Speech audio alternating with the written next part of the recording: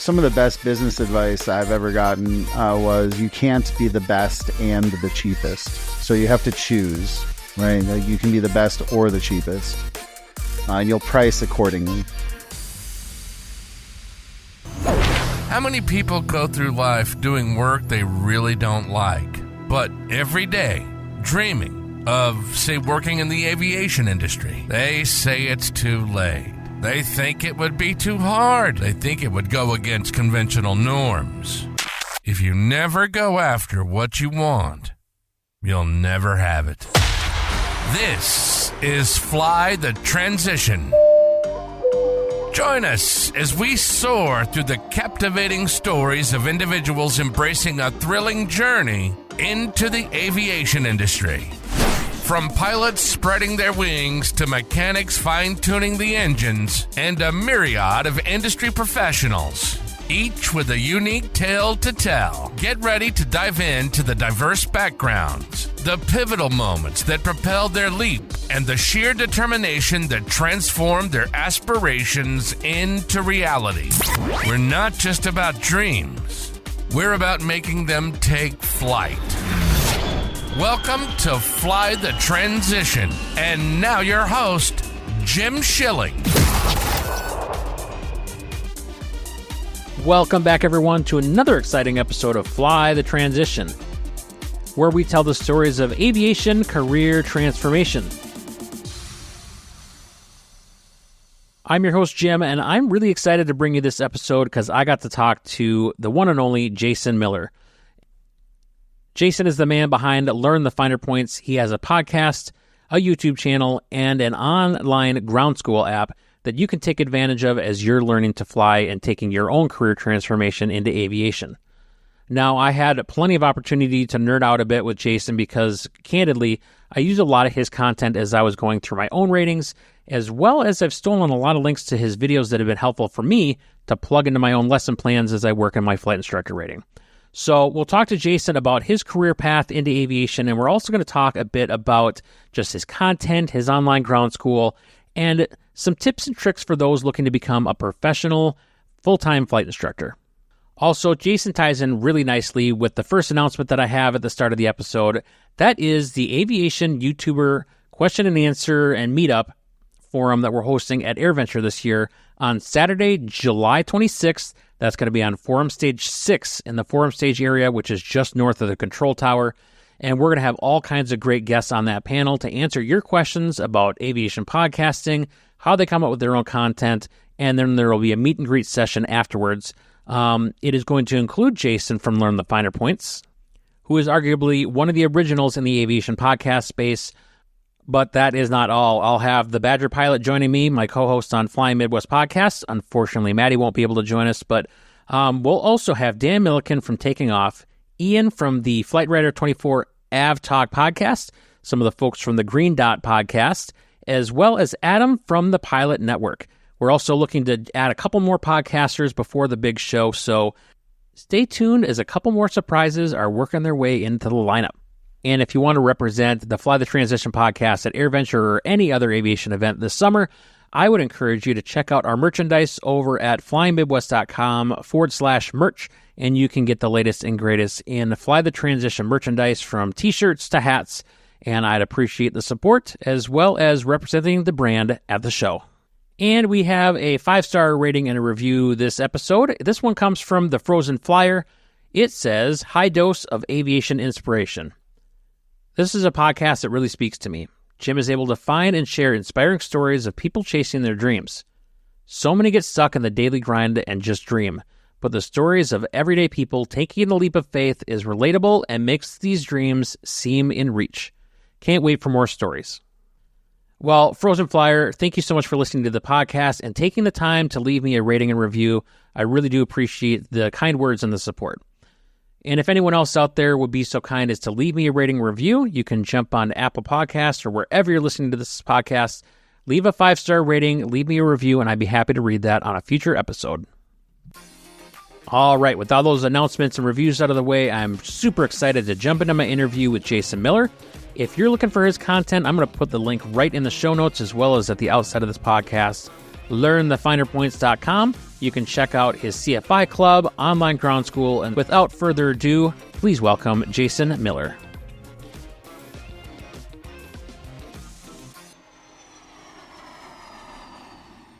All right. Well, I'm so excited to welcome Jason Miller of Learn the Finer Points to the Fly the Transition podcast.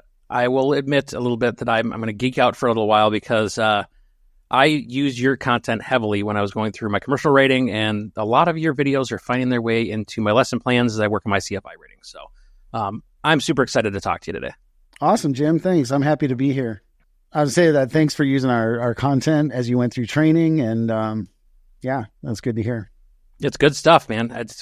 Especially like as I was working through commercial, there's some maneuvers that were just like, man, it's just not clicking. And I was working with my CFI through it, and then I'm like, let's watch some of these videos. And I just stumbled upon one of yours, and I'm like, this is awesome. Like everything started to click. So nice. It was great. So how did you first get exposed to aviation? It's like, I think like other people, I had the bug, Yeah. We all kind of, have our eyes turned skyward. So I always remember looking up.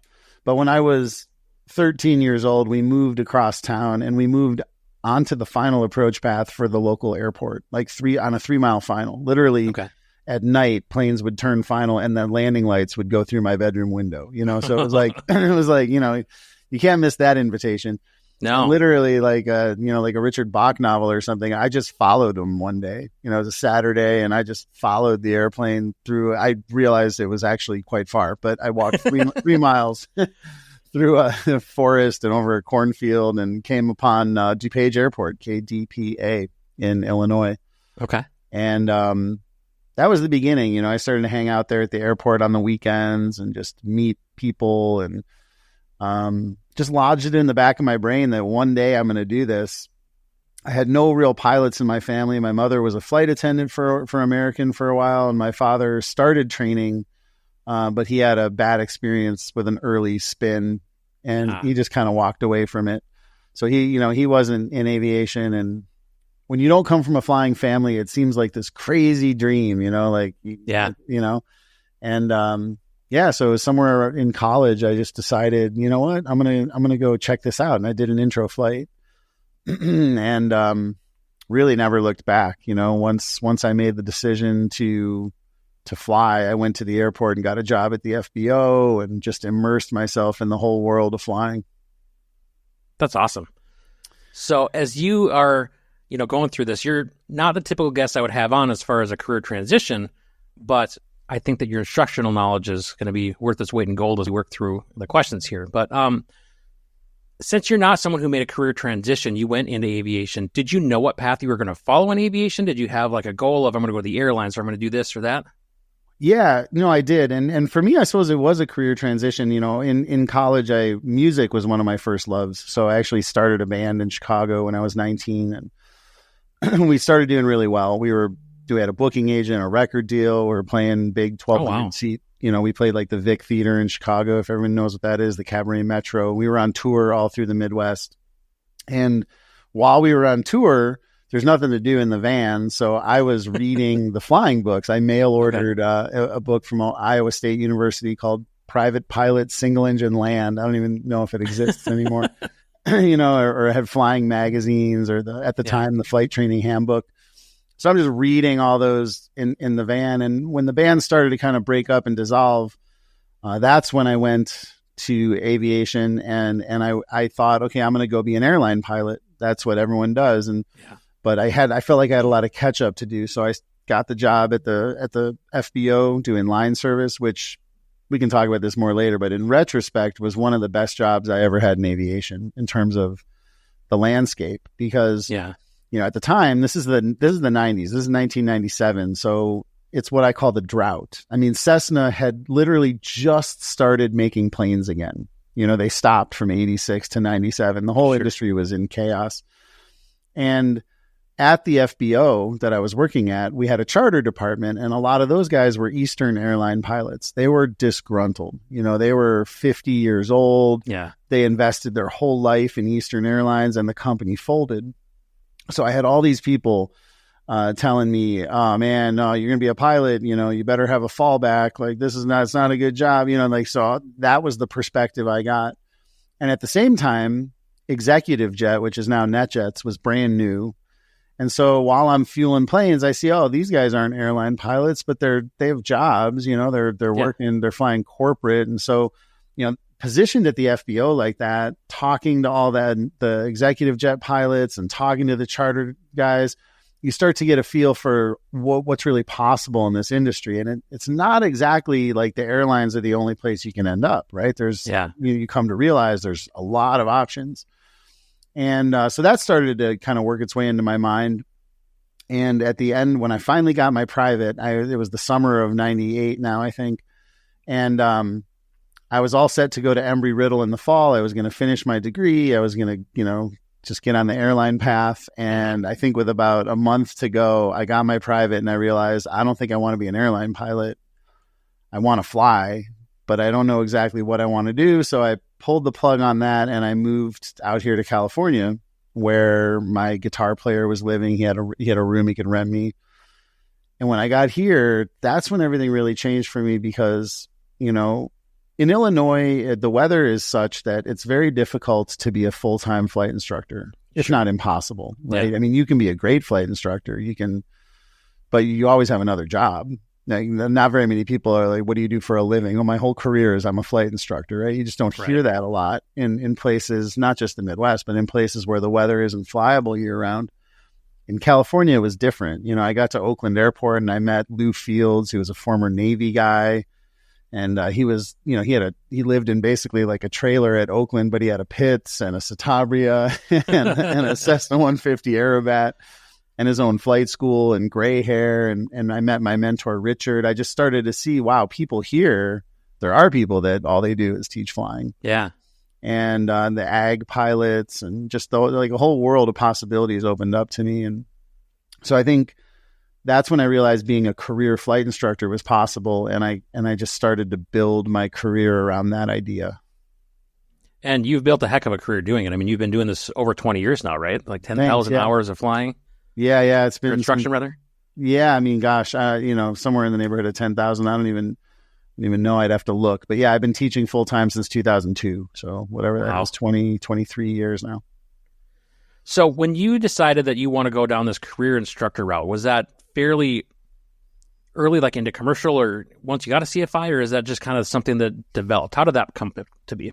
No, I think it was pretty straight away after meeting Richard. Like I knew I didn't want to be an airline pilot. So, to this day, I'm not an MEI, right? Because I wasn't one of those people that prioritized getting twin time, right? I went and got my tail wheel when all my friends were getting their multis, that kind of thing. Okay. I am an ATP. I mean, I fly twins, but I don't teach in them. I don't think it's not my wheelhouse. So really meeting Richard was, I realized, okay, here's a guy who's in his mid 50s, mid 50s, I guess. And, the former Air Force guy, this is what he does for a living, and I was gaining so much knowledge from him, realizing that the things that he's telling me, my first instructor, as awesome as she was and as kind as she was, just simply didn't know. I mean, she didn't have the information, certainly pre-YouTube, and before we had this information sharing world. So yeah, I realized, okay, I definitely want to be a great flight instructor and I want to teach full time. And that started in 2002. And I've always enjoyed that. I realized pretty quickly thereafter, about 3 years later, I started the Finer Points because I realized as much as I love teaching, I don't always want to be in a service business, Sure. Yeah. It was a little frustrating to have so many successful, wealthy people just thank you with a really heartfelt handshake at the end of the day and then walk away, Yeah. And you're just sitting there left waiting for the next one, trying to pay your taxes and your health insurance and all that. So I think that, in 2005, 3 years after I started teaching, I realized I need to kind of make this a product that I can, that I can package and sell. Like we have something special, or I feel like I have something special and I want to kind of bottle it up and see if I can sell that to people around the world and help them. Yeah. So Did you start that with the podcast? Because if I recall, I mean, if you're not like the first, you're one of the first aviation podcasters that was in this space. So is that where it started with you for sharing aviation on a wider level? Yep. Yeah, it started that way. 2005, October 14th, 2005, before the world really knew what a podcast was. Right. In fact, I didn't know what a podcast was, but that was the beauty of teaching in Silicon Valley. You know, I think I had a client come to me one day and say, "Hey, have you ever heard of podcasts?" And I was like, "No, what are those?" You know, and that's how the conversation started. And he sent me the NPR Stardate podcast as an example. Okay. And then that's just a short, little astronomical tip, once a week or something. Like, did you know that quarks are like whatever the astronomical tip was? And so that was the model for the finer points. I listened to it and I thought, wow, that's cool. Like I could just give little short nuggets of flying wisdom, and see if anybody's listening. And I wasn't the first podcast. There was one called Pilot Cast that was first, but I think I was the first flight training podcast because it just started to kind of take off from there. Yeah, you're one of the first ones that I had listened to when I started realizing podcasts were a thing, between you and I think that Chris Palmer with, what was his called again? Angle of Attack. Angle of Attack, that's right. So, yeah, you guys were kind of the first ones that I was picking up as I was getting into aviation myself. So, yeah, I think he was doing flight sims at the time, right? Yes, he was. Yep. Yeah, you were definitely early on in my aviation journey. So nice. Well, you're old school like me then. Wow, that's wild. Yeah. So from the podcast, obviously you've grown things even wider than that. I mean, you've got the website now and the ground school. Like, what is the pathway to make that happen? Gosh, a lot of good blessings and a lot of luck, a lot of hard work. Yeah. I think, what's that phrase? If you love what you do, you never work a day in your life, kind of a thing. Yeah. I don't know if that's exactly true, but I've really just always followed what I love. And some beautiful marriage for me happened with the podcast. And then a couple years later with YouTube, where, that musician in me, that creative side gets a chance to kind of blend with flying. You edit and you put a little music in, or you give it some ambiance. Like it's kind of a creative endeavor. Oh, 100%. So I really just felt like it was the synthesis of everything I've always loved, like a little bit of creativity, a little bit of performance, and aviation. And so that grew into the YouTube channel in 2007. And yeah, I mean, honestly, it's good to be first. But in some cases I was a little early, like with YouTube. That started for me in 2007. That really took off for the world in like 2012. Yeah. And when it first took off, to be totally honest, I was kind of burned out with it. It's like I've been releasing videos for the last 5 years. Yeah. But it just took a small period of rest, and I kind of breathed life back into that somewhere in 2016. Yeah. And that's gone really well. So it's a great platform to share knowledge, it's really amazing when I go to like a place like Oshkosh and people are like, the Lazy 8 video. It's like, I mean, really, that's just like the way Richard taught me to do it. And when he said it to me, I had the same feeling that everyone else has when they see that video. It's like, why didn't anyone else show me that? That's like the way to do it, And so it's really cool to be able to take those kinds of things and spread them far and wide. And I love the Lazy 8 maneuver now. It's one of my favorites. Yeah, me too. I mean, thanks. It's so fun and swoopy, and like once you figure it out, it's so fun. It's elegant. Yeah, it's really less is more. It's kind of like the Zen maneuver. Yeah. But yeah, and then being in Silicon Valley, I just got to fly with like the smartest people, just really, and I think this is true of all of aviation, not just where I teach, but people that end up in an airplane with time and money and are able to go for flight lessons are pretty extraordinary people. Like almost all of them, whether they're bartenders that are putting cash in their pocket and doing it before their shift on the weekends, or if they're founders of giant companies or investors in big companies. But I really had a vision for a ground school product, was this started in about 2016. And, it's one thing to kind of just get information out there via YouTube and podcasts and stuff, but there's a lot of room for improving the current landscape of ground school. What ground school can be, what it is, what tools we're using to do it, how much of a difference it can really make for pilots, all these things. And as much as I love the people that came before us, I promised myself my kids are not going to learn from John and Martha King, So as great as they are. Right. Yeah. So, yeah. And then one of my students is a founder of tech companies. And so we partnered together and we got a few small investors to help us get that off the ground. And that's grown into, a product that I'm really proud of, the Ground School app. And by the way, now that you're a CFI, you get it free. You do. That's one of the visions. I didn't know if you knew that. And I didn't know that. Yeah, you just. I'm almost a CFI. I'm working on it. Are you? Yeah, okay. My plane is down for engine overhaul right now, so it just brought everything to a grinding halt. Yeah. Well, at least if you see the product, you just buy it once, and then by the time that comes around again, you'll be a CFI. Yep. There you go. But yeah, we have that, and we have all sorts of CFI resources. Having been a career CFI, I know what it's like to be out there teaching. And at our dashboard, which is just learnthefinerpoints.com/dashboard, CFIs can sign up free, get our app free. There's all sorts of resources for them to show up stronger in what they do and become, standout instructors and use our ground school with their students. Awesome. I'm going to skip around a little bit because we're on this kind of CFI path of discussion and maybe come back to the other questions. So if there's someone out there who's looking to do like a career change and they're like, you know what, the instructor route's the way that I want to go. Like for me, for example, I know that when I retire from my current profession, which I'm fortunate to be able to retire fairly early, instructing is the direction I want to go. So how should that change someone's approach to training if they think they're going to go that route of being an instructor? That's a great question, by the way. I don't, get that question a lot. And I think it's about an investment in yourself. I was flying with one of my colleagues the other day, and he works at I don't want to say it's not like a accelerated program, but they're just moving a lot of people through. Okay. And he was telling me about how long he's taking on some of these students, people going through in 3 months or 4 months or whatever. And it's just not enough time to get good. And I was asking him that, how do you reconcile that ethically? You and I both know that that's not enough time to get good. And he said things to me like, well, he's like, all these students, I know they're going to the airlines. He's like, I know they're always going to be flying with somebody. I know that, if I don't show them this thing, basically kicking the can down the line, the airline's going to tell them what to do when they get in they're going to be constrained by all these SOPs or whatever.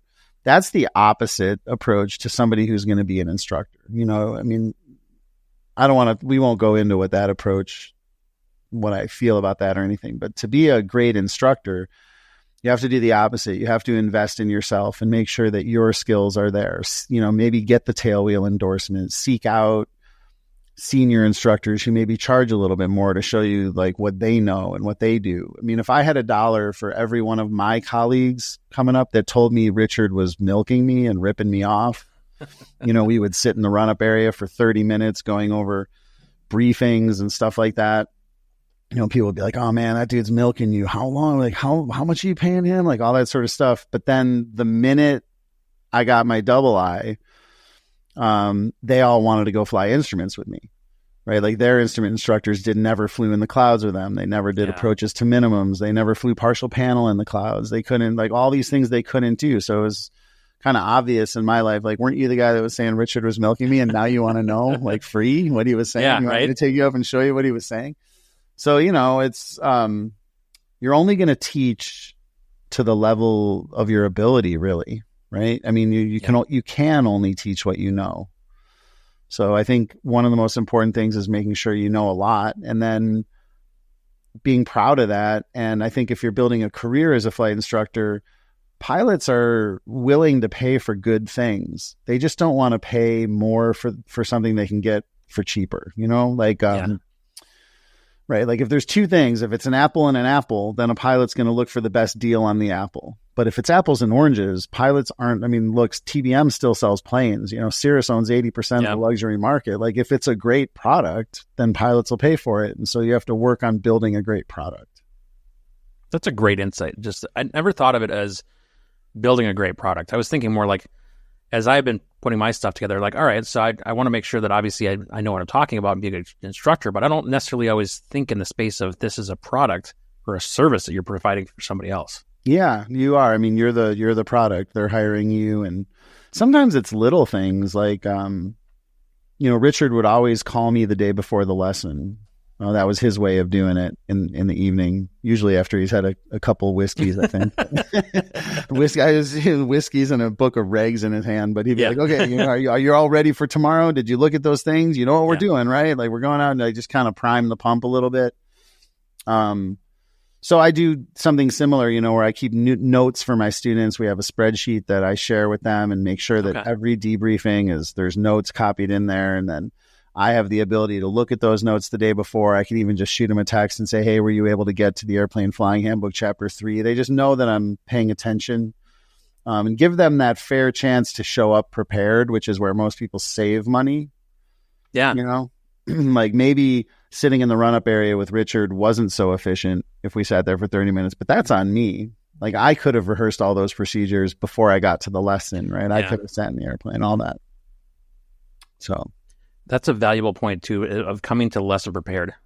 It's the number one cost-saving mechanism. And I mean, I joke, but like when I teach in Palo Alto, like some of the airplanes are so expensive, it's like paying $350, $400 an hour for the airplane. I'm charging $200 an hour. So this person's coming in, it's like $600, $650 an hour. We get to the run-up area and they've never looked at the run-up checklist, So while the meter's turning, it's like, okay, let's look at this thing. Now, usually people in that circumstance aren't very price sensitive, but still, you can't help thinking like, man, if you wanted to like shave money off training, it's dry time, Yeah. It's one of the reasons why on our syllabus, which is freely available in our ground school app and also at our dashboard, there's dry time. Like for each lesson, there are dry time suggestions. Before you come in, this is the dry time you should do. For the next lesson, this is the dry time you should do. And if anyone doesn't know what dry time is, that's just like sitting in the plane when it's not running. No one's charging you anything. And just going through it, like the start procedure. If you're early in training, just go through the start procedure, contemplate the taxi, go through the run-up, know where all the switches are. I mean, it sounds simple, but that'll shave a half hour or an hour off of a lesson. Yeah, I remember when I was getting my initial certificate, I was sitting in the club hangar all by myself. And I was always a little embarrassed that I was just sitting in the plane, just touching and going through the checklist. And then someone would come in and they're like, what are you doing? I'm like, just working through the checklist. Just want to get familiar with everything. I'm like, there was nothing to be embarrassed about because they're like, oh, well, that's awesome. That's the best way to chair fly.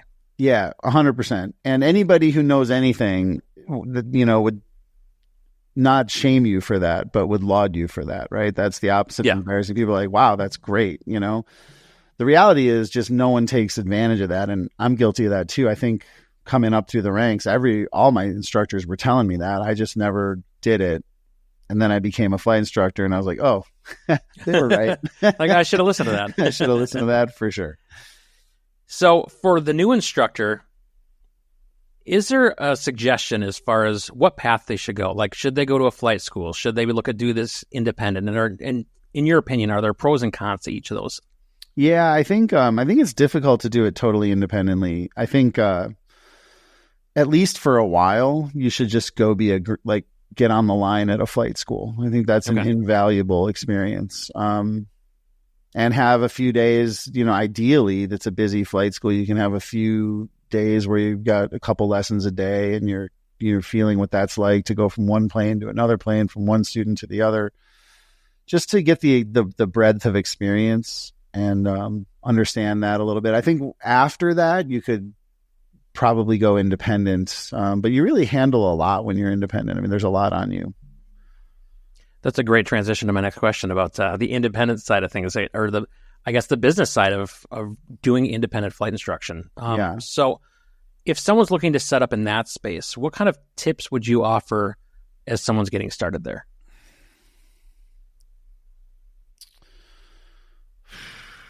God, I would say you're going to have to try to simulate what you would get at a flight school. So you'd have to surround yourself with some good advisors, people you can call. Like, at a flight school, part of what you'll get is what do they call it? The water cooler talk or right? Like where after a lesson, you go in, there's 2 or 3 other instructors and everyone's waiting for their students to show up. And you can say, on my last lesson, my student did this thing, or my student said something to me about these regs. Like, is that right? And then you get into a debate or a discussion about the regs and be like, oh no, that's not for hire. It's only for hire if this, and like, Yeah. Right. And you learn stuff and you're not always right. You don't always know, but having that support and that ability to kind of discuss these things in detail, in depth, and everything from advanced aerodynamics, like, in a climb, are we actually producing less lift than the airplane weighs? There's a great deep aerodynamic discussions, or how is induced drag truly created? And, I won't say it, but what's really in effect, Newton's law or Bernoulli's principle? Uh-huh. You can go into those kinds of discussions, or regulations, or philosophies on, is it important to teach with paper or not? Just go right to an iPad or iPhone. Yeah. Like all this stuff. If you're by yourself and independent, you're in kind of a silo. Or you have like YouTube to lean on, and it's not quite enough. I'm trying to think of the one. Once one Instagrammer reached out to me recently and asked me, it was something about Bernoulli's principle. Oh, it was basically, he saw like a NASA video that said Bernoulli's principle doesn't exist or something like that. Do I want to like take it out of our app? And I was like, no, I don't want to take it out of our app. And I've heard that one before, right? I mean, It's like, you can go really deep on lift, like spoon theory and all sorts of stuff. And so, but what it ultimately gets me back to, after arguing with Richard about this stuff when I was, coming up, Richard finally would say to me, look, a pilot doesn't have to know the truth. There's so many things that a pilot does not know the truth about, engines, all sorts of stuff. What's important is a pilot understands that predictable inputs achieve predictable results. And we use language to create behavior that reinforces that. So even just understanding that that's what's true in flight training. Like, have you ever seen a schematic or the way flight instructors draw a governor on a constant speed prop? I mean, try showing that to a mechanic and see what they say. A mechanic will laugh you out of the room, Yeah. That's not a schematic. My drawing is terrible. Yeah, it's like a simple stick drawing of trying to convey a concept, and there's a lot of areas of flight training like that. So you wouldn't know that if you didn't have a chance to sort of argue it. You might think, the first YouTuber that tells me I'm wrong about Bernoulli's principle, I better change that, Yeah, right. That's a valuable tip as far as building that network of other instructors. So yeah. For the business side, how would one plan through, like, how much do I charge? I'm going to have to probably worry about insurance, for health insurance and whatnot. And like, how should someone plan for something like that? It's tough. So some of the best business advice I've ever gotten was, you can't be the best and the cheapest. So you have to choose, right? Okay. Like, you can be the best or the cheapest, and you'll price accordingly. So if you want, and then like when you try to figure out what that means, I think you look around your local market. Everything's a little different. Mm-hmm. And I think generally in the United States today, you'll probably see sort of bottom of the market somewhere in the neighborhood of $50 to $70 an hour for flight training, and sort of top of the market usually in the 120, 150 range, somewhere in there. That can change if you go to a place like the Bay Area, like where everybody's essentially charging 120 an hour. Maybe the brand new instructors are charging 90, but very shortly you could be at 120 and no one will notice. And top of the market might be more like 250 to, I've even seen crazy rates like 450 or 600 an hour down there, right?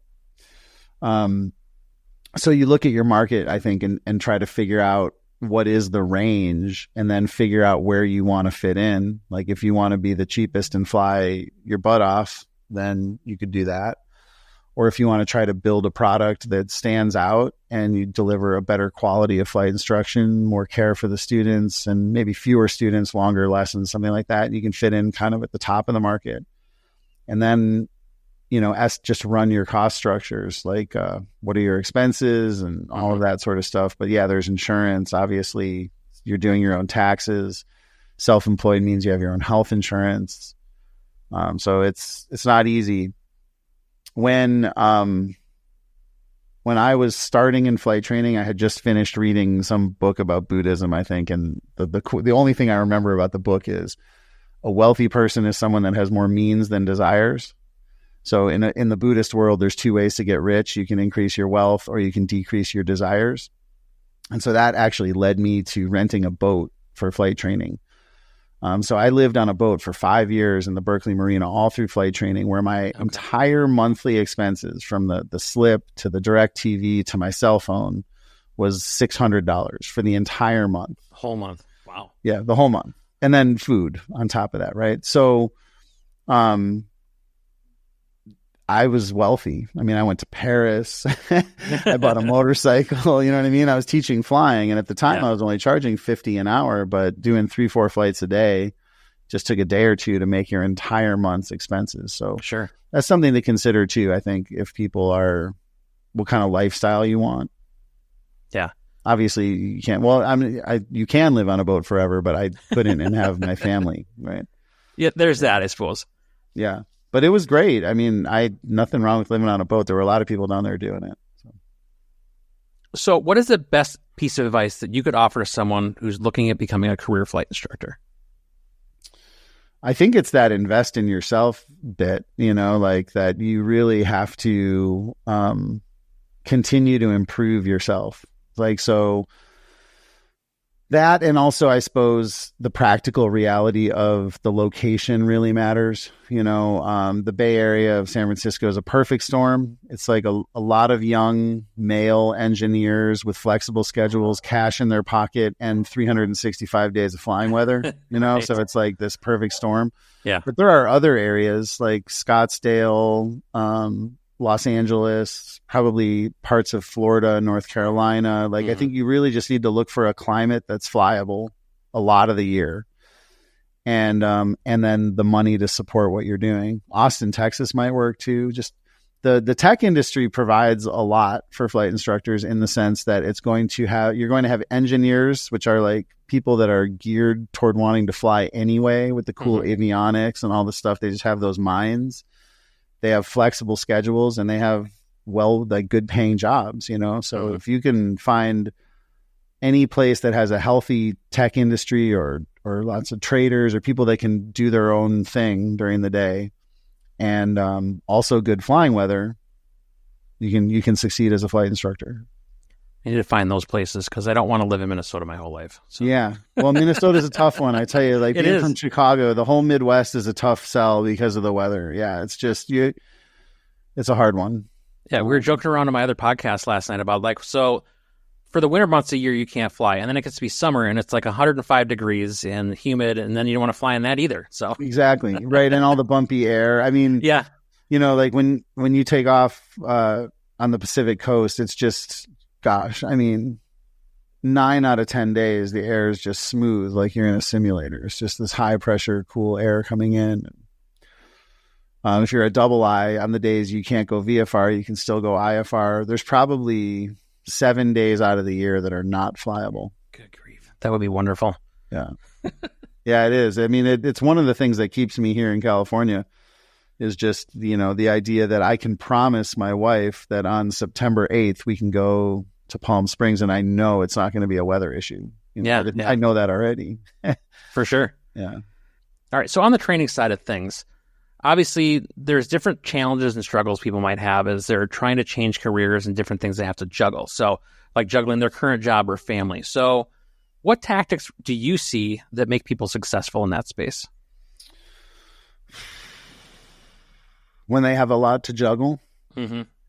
I think it's this, and this may be true for all students getting into it. I think they need to think of it like a marathon and not a sprint. So when people come in and they say things to me like, how much does it cost to get my pilot certificate? I generally avoid I know what the big number is, so we can talk about it, but the more important number is how much per month do you want to spend?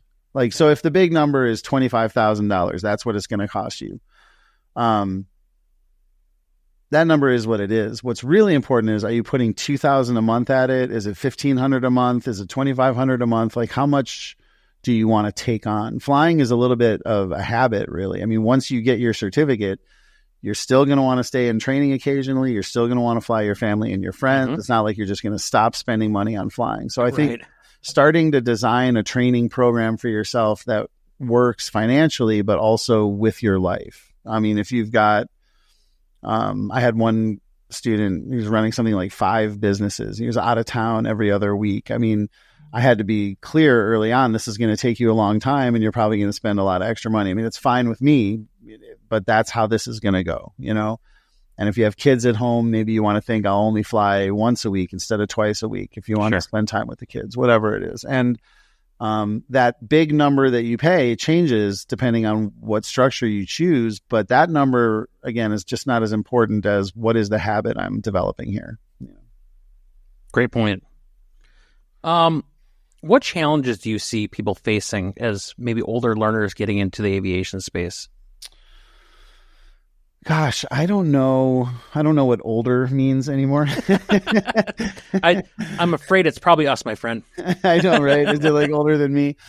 I don't know. I don't really notice challenges like that. They're not really age dependent. Okay. I've got a guy that I'm just started working with he is older, I guess. He doesn't look older. That's why I always get tricked. He's in great, physical condition, but yeah, he's got grandkids, and so he's a grandfather.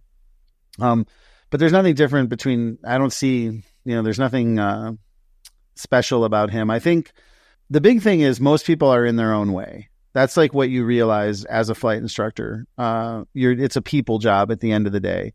And you have information that you're trying to convey, and you have training that you're trying to get done. And there's a difference between training and information, right? Training is, let's just say, hold your checklist up like this every time you use it. I want you to hold it up like that, so you're not heads down in your lap, but you're like, so and if you have your iPad, you're going to hold things up. That would be like a training element.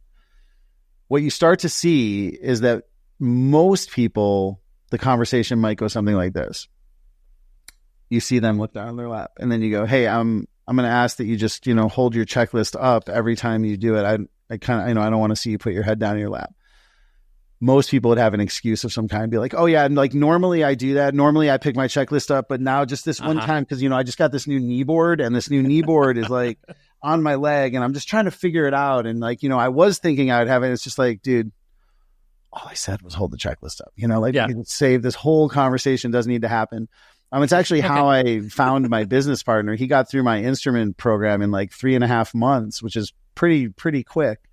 But he was like a once and done guy. If I said, hey, Todd, I need you to hold your checklist up, he would go, okay. And I'd never have to say it again. Like it would just get done. And you start to see the difference between him and the first person is that first person, because of ego, is like in their own way. They didn't want me to think bad of them or something, or they thought like because I made a comment, they had to kind of defend their ego a little bit or whatever. That's a lot of extra noise, and you learn to work with it as a flight instructor because most people have it, but it's sometimes hard to watch. That's the biggest thing people could work on, I think, improve. Just say yes, sir, and do it. Not to me, but I mean, like that's how I am with my student. Like with my teachers, when I want to, if I ever feel bored, I go rent twins. It's like what I do. Cause like I said, it's not really my wheelhouse. So I'll go fly. There's a Cessna 310, there's a 320 locally. And I usually get an instructor because it doesn't happen very often. And I love getting dual instruction, but that's how if Chester said to me, whatever it was, I would just say like, yes, sir. Like it's done, like I'm there for the training. So. Do you have a favorite aircraft platform you like to train on? Yeah, I do. The Cessna 172, I think, is the sweet spot. I've done a lot of training in 152s. I've done training in almost every kind of trainer I can think of. DA-40s, DA-20s, all sorts of Pipers, Cirrus, SR-20s. And there's pluses and minuses to all of them.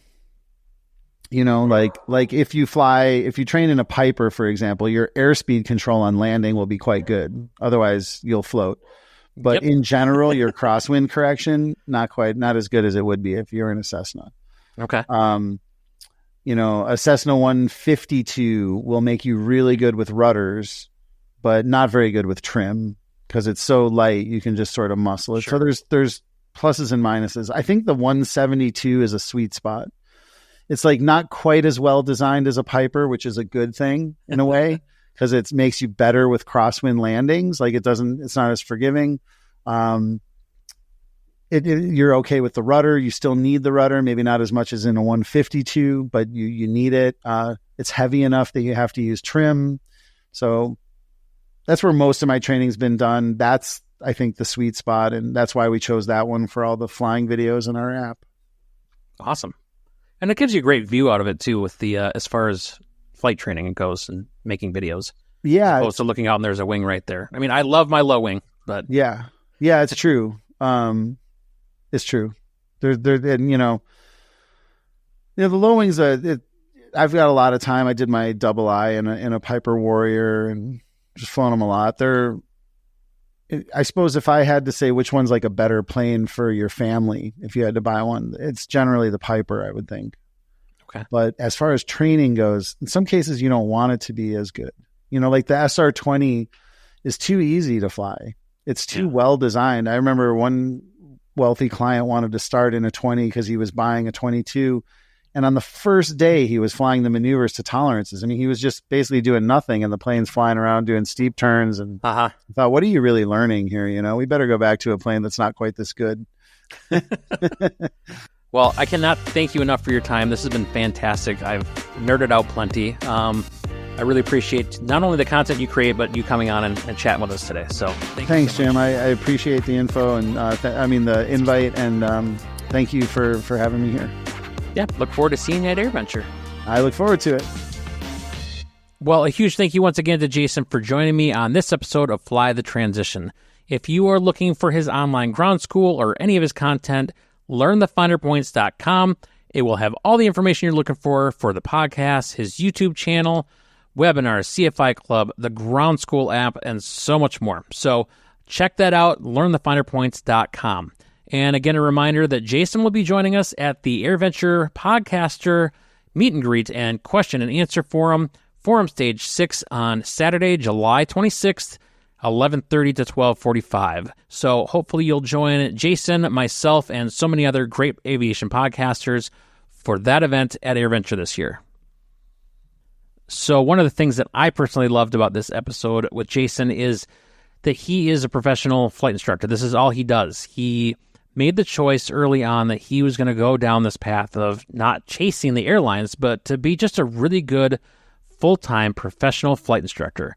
Not to say that those chasing the airlines are bad instructors per se, but I think that when you get those instructors who have made this their passion, their career, their profession, you can get some really, really top-notch flight instructors. And not only is that a benefit to a newer pilot who's just starting out in aviation, but it's really a great benefit to those experienced pilots, especially those wanting to become a really good flight instructor themselves.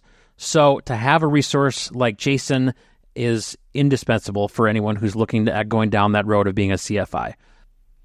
And also, he just has some really, really great content out there. So if you have not checked out his stuff before, especially if you're working on a rating, I really encourage you to go check him out. He is just an invaluable resource as it comes to aviation content and especially training content for you to check out. Well, if you are enjoying this episode or any of the other episodes of Fly the Transition, I really hope that you will share this podcast far and wide with anyone who is interested in a career in aviation, or even if they're an experienced pilot already and they just want to hear more aviation content. So if you could, share my podcast far and wide, leave me a rating review wherever you're listening to this podcast, because it really, really does help with the algorithms. So I know there's plenty of you out there who are listening religiously. Please take a moment. Here's my call to action for you. Leave that rating review. I'll read your review on a future episode, and that rating really does go a long way for sharing the podcast with others.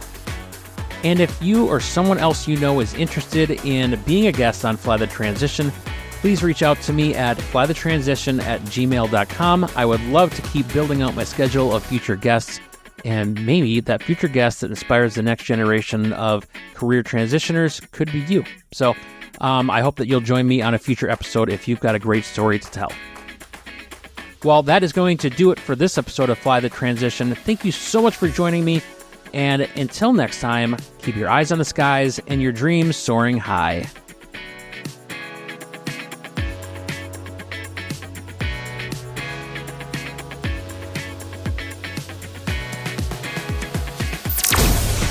You've been listening to Fly the Transition.